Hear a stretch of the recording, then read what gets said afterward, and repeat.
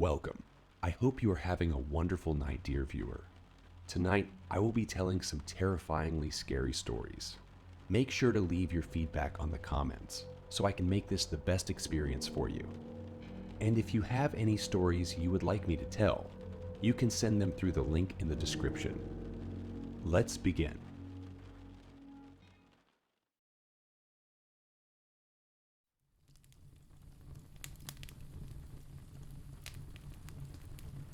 Story 1. It's hard to explain my horrifying situation to people.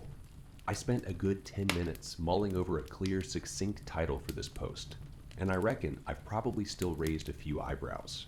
I get it. After all, how can somebody follow you with their back turned? I first noticed him at a train station. A tall man with a tweed jacket, corduroy trousers, and stringy, scraggly hair that appeared to be falling out. He was standing with the tip of his nose mushed against the wall, an unmoving, faceless figure. I smirked to myself, finding him no less odd than the majority of drunkards in the city on a Saturday evening. But when I was getting off my train later, I noticed him again, the same tweed man, as I now call him, pressed up against the back doors. He was still turned away from me, but I recognized the unusual attire and unkempt hair. Still, I thought nothing of it at the time. He had been on the platform. Why wouldn't he be on the same train? It was only as I walked home that things took an unnerving turn. A lone woman walking down eerily silent, dimly lit streets at midnight. It's not something I ever make a habit, but I've always felt safe in my hometown. I live in a sleepy village. There's no nightlife, not even on a Saturday night. And on this particular evening, there wasn't a car or a soul in sight. Not even the sound of animals rustling in bushes or trees. Absolute silence. So, when the clomping began, it was carried clearly by the still night air. I whipped my head around, squinting to make out the source of the sound. Along the hilly road, which stretches a good half-mile, there was a lamppost. One solitary lamppost for the entire road. People have complained to the council about it. But, like I said, the town's nightlife is always dead. Few people wander the streets once the streetlights come on. I was about 100 yards past the lamppost, wandering through the blackness, when I took another glance over my shoulder. And then I finally saw him, the tweed man. He was walking backwards through the glow of the streetlight. I might still have chalked it up to drunken behavior, but there was something utterly terrifying about his movement. The man's joints seemed to click in shaky, disconnected ways as his limbs jolted backwards, propelling him along the pavement. His torso ricocheted from side to side, and his arms hung limply in his oversized tweed jacket. Terrified beyond comprehension by the unnatural man, I sprinted through the darkness, nearing my street. And right before the turning, I took one more fateful look over my shoulder. The tweed man was somehow only a few yards behind me, still turned away in reverse, striding, in a petrifying moment that instilled horror into my heart. The abomination started to bend backwards, almost revealing the face that he had been concealing. His elbow joints cracked ghoulishly, and his frightfully thin fingers stretched towards me. I still hear the wheeze that emanated from his lips as those inhuman fingers grazed the nape of my neck. I hear it in every waking and sleeping moment. A nightmarish wind from a place far beyond our world.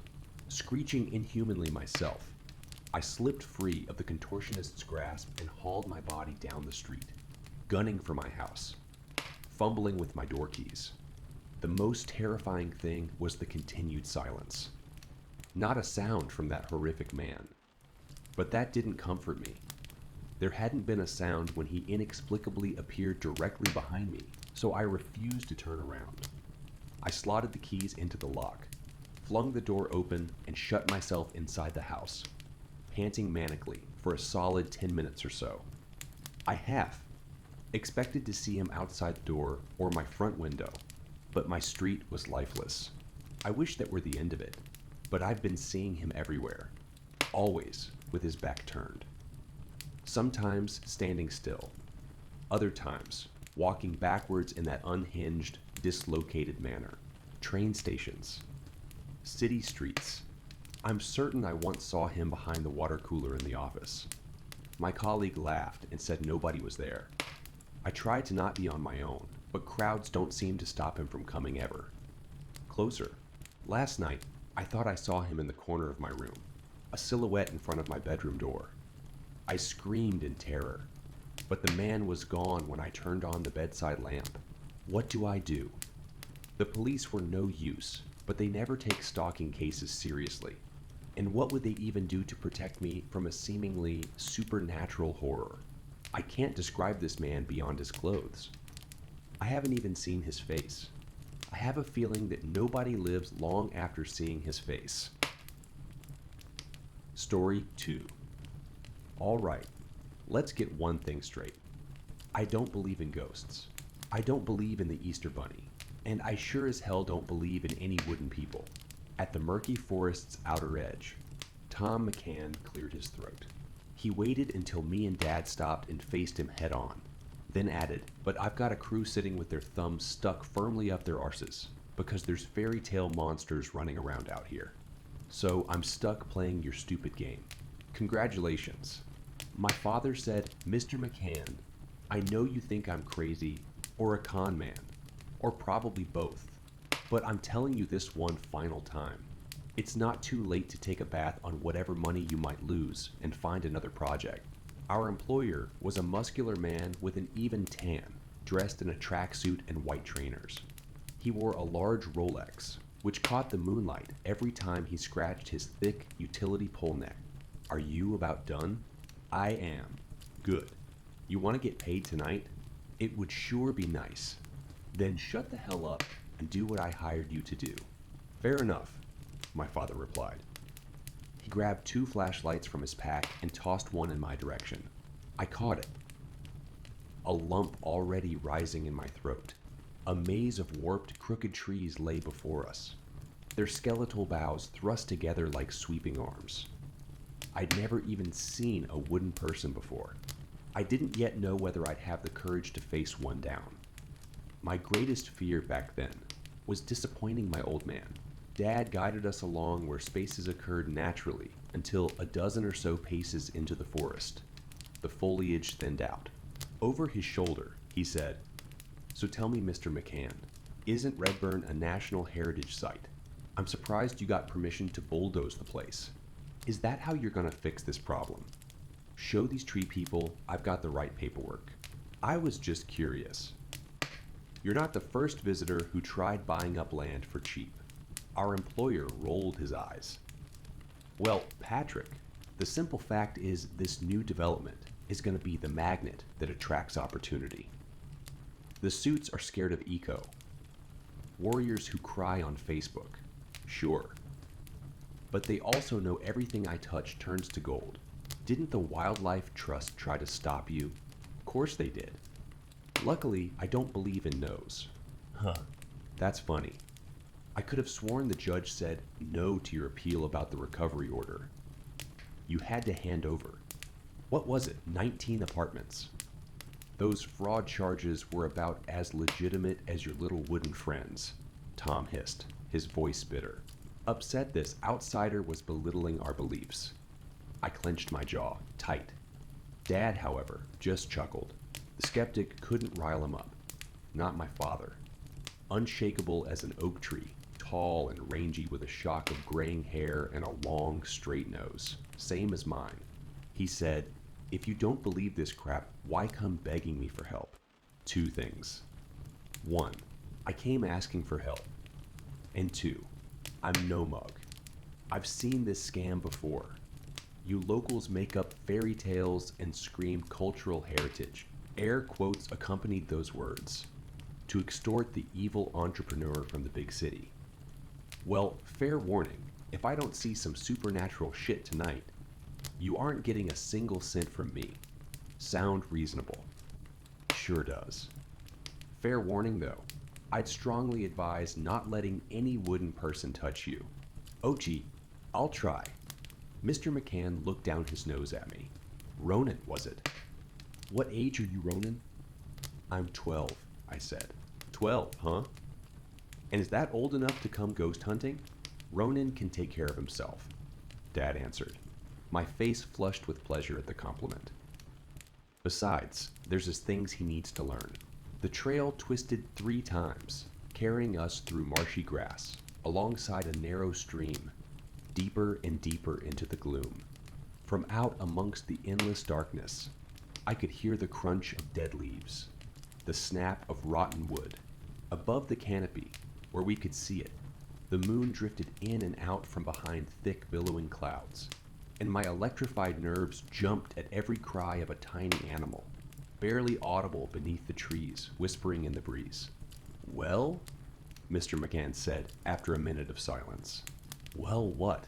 Dad asked. "Isn't this the part where you tell me about tree pixies? I thought you didn't believe in this stuff." "I don't. But I'm not having the crew rock up tomorrow and say you didn't do the right magic tap dance to cleanse the evil spirits. What do you know about them already? I know they're keeping me from streamrolling this shithole." Dad ducked beneath a bough. "They kill children who wander through the forest late at night. Blah, blah, blah, blah, blah, blah. It's your boilerplate urban." Before the Baron could finish, a mouse scurried out from beneath a downed log. He yelped, hopping from one foot to the other, a little foxtrot, and got to work trying to stomp the little critter, who moved way out fast. Without looking back, Dad said, "Don't worry. I've seen braver men than you jump out of their skin out here."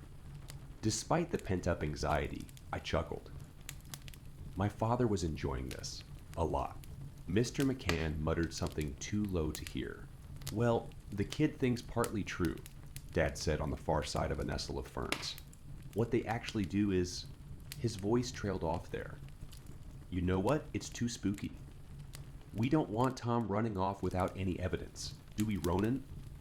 Stop milking it and tell the bloody story." Dad's beam of light swept across the ground in low arcs. "Ronan, you want to take this one?" Around us, trees closed in from every angle. As we bullied our way along, our cheeks and arms were gouged by the lacings of sharp branches. It felt like the forest kept reaching out, placing hands on us.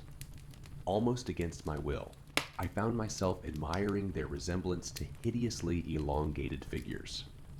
Side by side with the developer, I cleared my throat. The wooden people are like us. Or, well, some are. Others, not so much. Do you know what a doppelganger is? No. Hoo-hoo, he said, his voice dripping with sarcasm. A doppelganger is... He's joking, Ronan, Dad said as he pushed through more scratching bracken. Beyond it, there lay an ocean of leaves, choked in darkness. I said, "Oh. So there's this colony of wooden people who live out here in wooden towns. In the old days, they stayed away from us, and we stayed away from us, and we stayed away from them. People didn't worry about them, like hurricanes. If you lived somewhere that gets a lot of hurricanes, you'd probably think about them. But in Ireland, we've never had a hurricane, because it's not a warm tropical climate, so we don't worry about them. It was the same with wooden people. It was hard to stumble across them. But then we started building cities and railways and stuff. That meant their homes kept getting destroyed, so they started moving around. But then we started building more stuff, so through a narrow gap, I glimpsed movement and hesitated. A chilly draft sent dead leaves scattering across my boots. Mr. McCann said, "Let me guess. Soon they had so little space they got angry and attacked."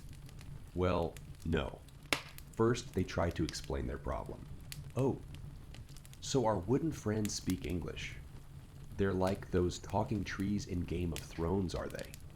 He went and stood beside a nearby birch, pressed his mouth up against a large hollow in its bulbous trunk, and said, "Hey, Treebeard. You awake. Mind if I bulldoze this place?" The entrepreneur faced us, grinning, those porcelain teeth prominent against the gloom. "Well, why do you know?" He said, "It's completely fine." In the middle of a patch of dirt and mud and weeds, Dad said, "Quiet, both of you." Branches scraped together roughly as the forest shivered in its various joints. "What is it, a fox?" Mr. McCann asked. Dad silenced him with a gesture. From somewhere unseen, whispers rang out. Or maybe it was just the wind. My trembling hand struggled to keep hold of the flashlight. Again and again, I wiped the palm sweat on my jacket and prayed Dad wouldn't notice. Dad faced us. "Ronan, you stay here with Mr. McCann. I'm gonna." "Oh, no." The cynic fired back. "If I stay put, you'll go out there, smoke a cigarette, and come out panting like you've just performed an exorcism." Unable to mask his agitation, Dad exhaled through his nostrils. "You came asking for my help. Now I'm giving it to you. Nobody's trying to rip you off, I promise. You don't live as part of nature, so you don't see it, but Ireland is bleeding magic. The world is, and now it's starting to fight back. If there's wooden people out here tonight, you're gonna leave. This forest, a changed man, believe me. But right now, I need you to listen." It was strange to see Dad angry.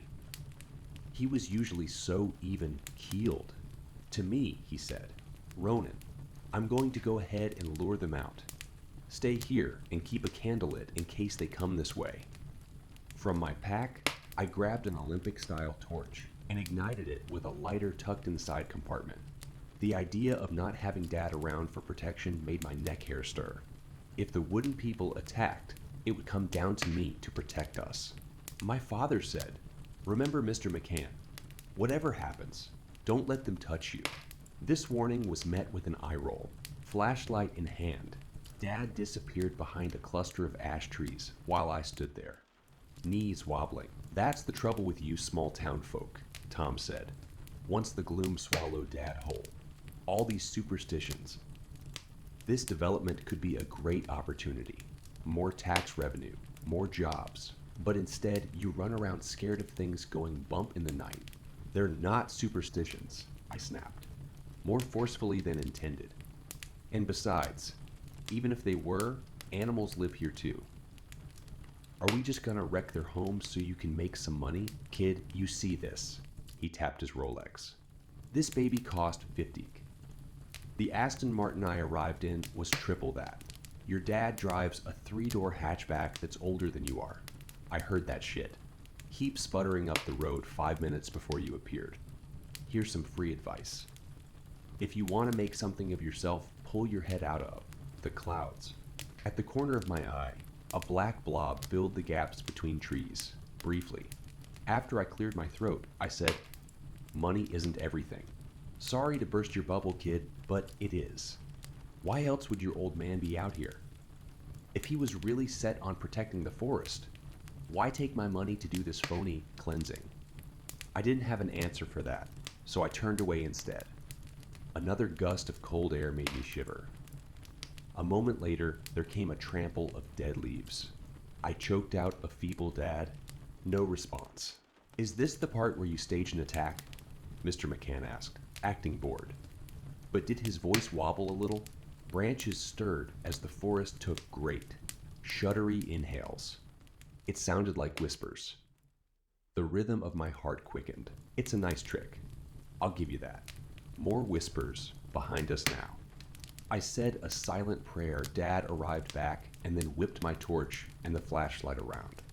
Illuminated by the beam, there stood a huge, tumorous oak tree. From behind it, there came a skitter of rapid steps. I held out the torch like a shield. My companion hung over me like a shadow. So close, his short, quick breaths blasted the back of my neck. What happened to all his bravado? Barely detectable, even with the light, the tree inhaled, exhaled. I stood absolutely still, weapon raised and shaking. "See?" Mr. McCann stuttered. "It's nothing, just the wind." Before he could finish, a pair of eyes opened, cloudy and pale as though stricken by cataracts. Pressed against the tree, a face peered back at us like a mask made from living bark and smiled. Together, Mr. McCann and I screamed. My hands fumbled the torch, which slipped into a patch of mud and extinguished with a wet splatter. The forest erupted into chatter and whispers. Behind us, up ahead, along both sides, I whipped the flashlight in one direction and the next. Anytime the beam landed on a tree, there was yet another face, each grinning like a clouder of Cheshire cats. In unison, figures stepped away from the trunks. From head to toe, they were the texture rough bark, except for those pale eyes. Malignant growths engulfed the skulls. Twigs and branches sprouted from shoulders and necks, and some were even dappled with furry moss, limping with crude joints bent at odd angles. They shuffled toward us. A screaming Mr. McCann tore off through a narrow gap in the undergrowth. I rushed after him, unable to even think straight. Waist. Deep foliage encroached on both sides of the trail, right up to our ankles. I followed the burly man through a maze of sticks and spears as he barreled ahead, faster than my legs could carry me. Out of nowhere, he ground to a halt. As I caught up, the terrified man backstepped from more wooden people. Too many to count. He spun on his heels, knocking me aside as he did, only to discover more closing in from behind, cutting off any hope of escape. Tom choked out a weak, "Please, leave me alone. I'll give you anything." Money. Jewelry. He unclipped his Rolex and offered it as a gift. "I'll never come back here. Please." Together, they moved forward, limbs outstretched. They were so close now. As Mr. McCann's foot caught on an exposed root, he collapsed backwards into the soil. All our tormentors came to a halt except for one, which continued on until it was close enough to reach out and touch a limb against Tom's forehead. On his hands and knees, he spun away, scrambling toward me across the tangled floor. Already his face had sprouted warts. No, not warts. Saplings. Buds. The flesh of his cheeks and forehead bubbled, rapidly swelling in sections, while dark patches grew darker still across his neck, his forearms, his eyes, and even his lips. Paralyzed by fear, I could only watch. Tears opened up along the sleeves of his tracksuit and ran up the shoulders, across the chest, and down the waist. In a matter of seconds, Mr. McCann's limbs became bloated and elongated. His clothes fell to the floor in tattered ruins. Deformed, he staggered to his feet and shuffled toward me, his screams now fading, his limbs stiff and awkward. Roots sprouted from his feet and grabbed the soil, biting deep, destroying any hope of forward progress. Through unmovable lips, he sputtered, "Help me." Within seconds, the man became indistinguishable from a small oak tree, one bough forever reaching forward, the branch lacing inches from my throat. What broke me out of my trance was the sound of puking. Past the tree that had formerly been Mr. McCann, the wooden person that touched him, puked up splinters and moss. Its bark flaked and shed. At the end of one limb, a fist opened and closed, revealing a human. The human flexed and gulped for air, a hatchling emerging from its shell. I was so entranced by this hideous sight, I didn't notice the other wooden people had closed in. After 6 petrified backsteps, a low branch, thicker than an amputated forearm, stabbed the small of my lower back. I spun around, heart clawing against my chest, only to discover I'd reversed into the nearest wooden person. I dropped onto the ground, head buried in my lap. "Please," I whimpered. "I don't want to be one of you. Please." Even then, my thoughts were of Dad, and what he might have thought seeing his son cower in fear like that. A hush fell over the forest. I took several short, shuddery inhales. That meant my lungs weren't solid. Yet, slowly, I looked up. "Let me through." My father's voice issued from within the crowd. "Dad!" I cried. Figures stepped apart. Clearing a path, he stepped through. I got up and rushed forward and threw myself into his arms, my cheeks wet with tears. I dropped the torch. "I'm sorry. I'm so..." "Shush. It's okay." He put a warm hand on my shoulder and my nerves eased. "But Mr. McCann, he's completely fine." Dad stepped aside, past his shoulder, A new Mr. McCann pulled on spare clothes Dad brought in his pack. A dry gulp seized my throat. We need to run. We need to. It's okay. We're not in any danger. You see, son, there's something you need to know about us. About how I know so much about this place. You and I, Ronan, we were among the first. Years ago, before you were old enough to even remember, our people realized we needed a way to protect ourselves. So I volunteered to go speak with the humans, but they wouldn't listen. So now we're pushing back. We're wooden people. Dad squeezed my hand. But what'll happen to Mr. McCann? He gestured toward the tree that was once the real estate mogul. Any hiker who stumbled across it maybe would have made a casual remark about the vaguely human form, the warped portion of bough shaped vaguely like screaming face. Forever etched in terror, you could practically hear the silent scream. Tom McCann, the new Tom McCann, grabbed the discarded Rolex from the dirt and brushed it clean. He gave me a little smile and then clasped the watch around his wrist. I squeezed Dad's hand even harder. But couldn't we have helped him? He shook his head. If we transformed 100 Tom McCanns, 100 more would just pop up. We need to replace them, son. All of them, the humans. It's like I said, the world is bleeding magic, and these flesh bags, they never learn. So we're taking over, not just here, but everywhere. England, Germany, Spain, America. He kneeled down, brought himself eye level with me. I brushed away my tears, a new hardness in my stomach. I will, Dad. I will.